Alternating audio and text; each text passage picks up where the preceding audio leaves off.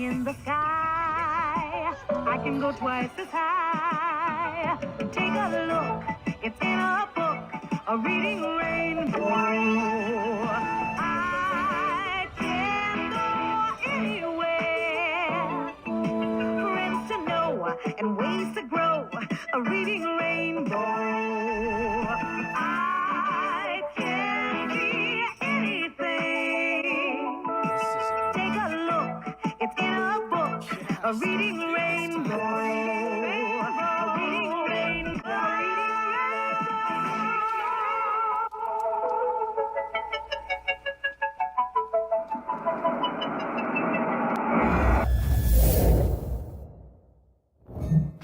Alright, for those of you who stuck with it through that, we're going to go ahead and I'm going to show you what this area looks like in the dark. This is my number 5 tip for beginners, a helpful thing to know. There's an area here in the map, and I'm going to go ahead and include another bump video where I show you how to get this loot. Because this loot is crazy. You're not going to see it here, but there's a barn in the dark ahead of me. Atop that barn is a small blue shiny. Very important to get this early on in the game because it is one of the most powerful accessories you can find. Ever, anywhere in the game. There we see it on the map. It is the 3 valleys located just there at the intersection. That barn on top is what you need to get to. Again, I will be including a bump following this little area here. See what it looks like so you can see. I've shown you on the map now. Well, you'll know you're in the right place when the 3 valleys parking spot thing appears. If you just walk over here, you'll see that water tower. Be nice. Alright, shiny loot. I'm gonna get you today. So what you do, you come over here during the day and you find this little thing and you jump up on it. And then you well, this part's, you don't have to be too careful. You can pretty much not miss that. Go ahead and line up to this water tower thing over here, or grain silo, whatever that white thing is. Line it up nice. Be careful. You can miss that. It's a little tricky. Then you turn around and back to the top of the barn. Here we go. And don't fuck this up, gun. Whew, got it. Good job. Water tower.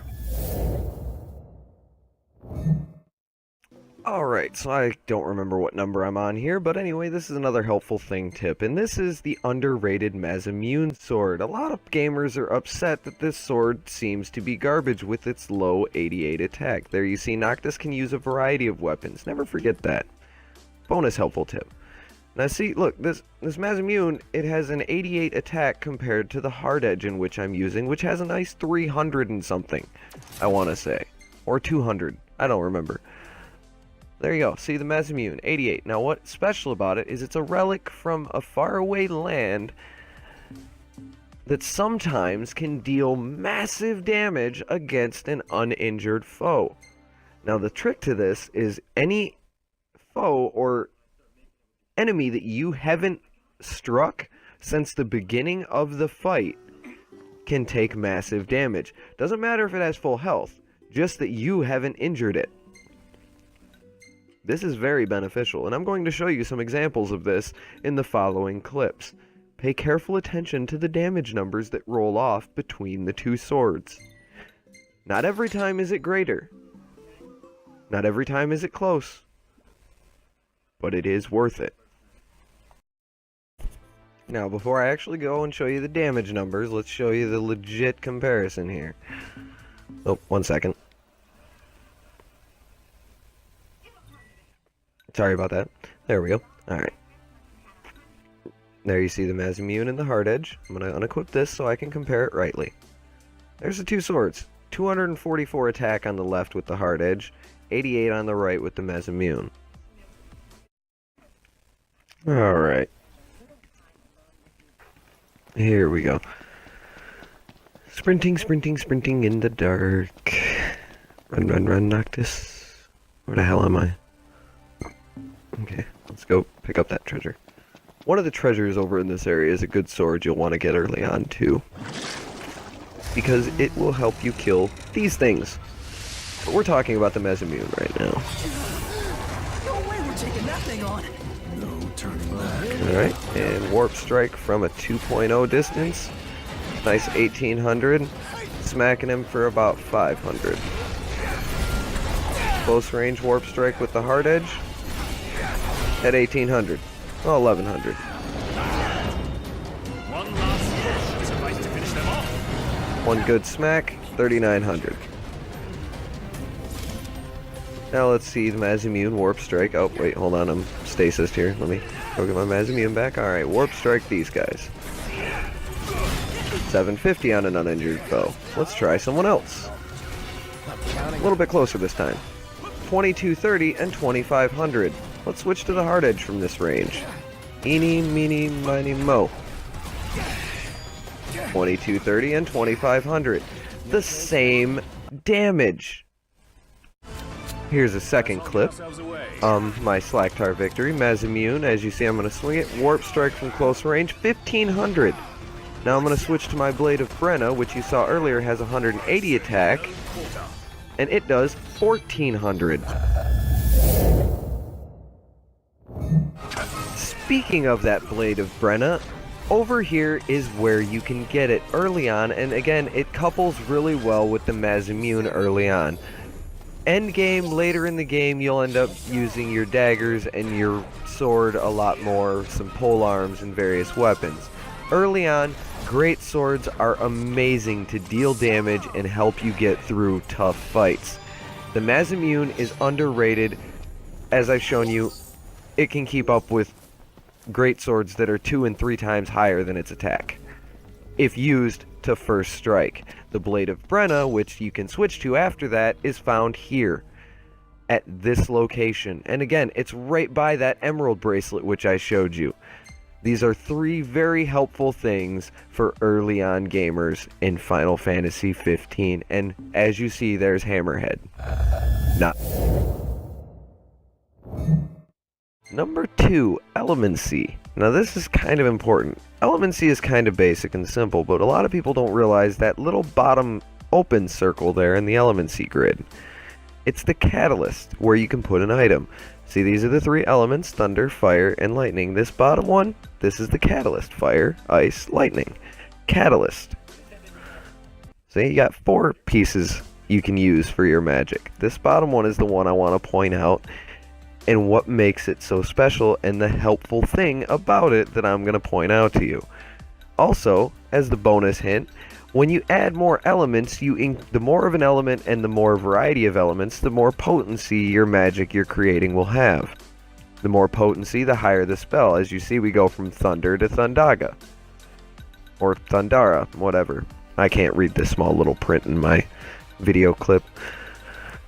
Eventually, we go all the way to Unicast, where it has a chance to cast any one of the 3. Now, when we look at the Catalyst, there are these items that you'll find all over the world of Final Fantasy, such as rare coins, debased banknotes, and debased silver pieces. When you combine these into your Elemency, you get an awesome spell called Expiricast, which grants bonus experience on the caster. This is super beneficial for big boss fights that are really tough. You can throw one of these out there, or maybe 3, 4, or 5 if the boss fight seems difficult enough, and really jack up that XP to get all them good levels. Power leveling? Absolutely. It's totally a thing. And you can always get AP other means, riding chocobos, in cars, just warp striking. So take advantage. Alright, and the final tip is one that is really helpful, but doesn't always work, as some boss fights are randomly locked out of being scanned. What you do is you go to your pause menu here. You go down to your options, and you'll see combat there. There's a whole bunch of options here. By all means, investigate, play with, see what they do. We're interested in combat. We're going to turn it to wait mode. This opens up a very handy thing, and you even have a special area for this on your Ascension grid. If you lock onto the target, and then hold that lock-on button, you'll see the circle begins to fill up. When you let go of the lock-on, it goes away, but it pauses your progress. So if you wanted, you could even readjust your positioning. We'll go ahead and scan him almost to full, and then we'll just warp over to this point and finish up the scan, and thus you see the weakness in the corner. Orange is the weakness. Purple is what they are strong against, so try not to attack an enemy with something you scan as purple. And as you notice, I've gone back in time here with this clip to show you again how that little scan circle works. As you hold your right bumper, it will fill up that circle. Your wait time is below. Once that runs out, you can't stop everything around you anymore. Alright, now again we're gonna line up this scan. I'm gonna go ahead and warp strike him with a Masamune. Let's play with that damage a little more.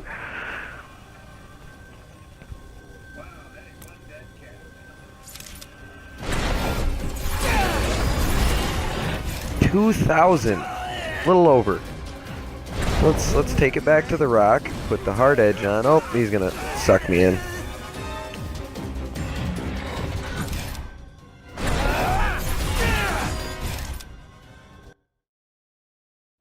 Masamune did 2.5 damage warp strike at 2,000 damage.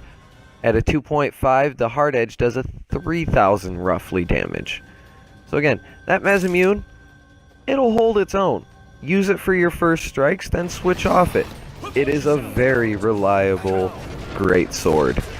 As it should be. That right there was one of the drawbacks to the wait mode. If I was in active mode, I would have very easily dodged that sword swing. Don't know why that happens, but somehow your Noctis in general's reaction time is slower. Bonus helpful tip, Prompto's Piercer. Use it.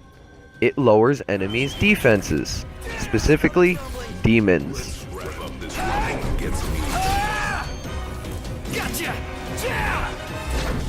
And there you go, guys. That's all I got for you.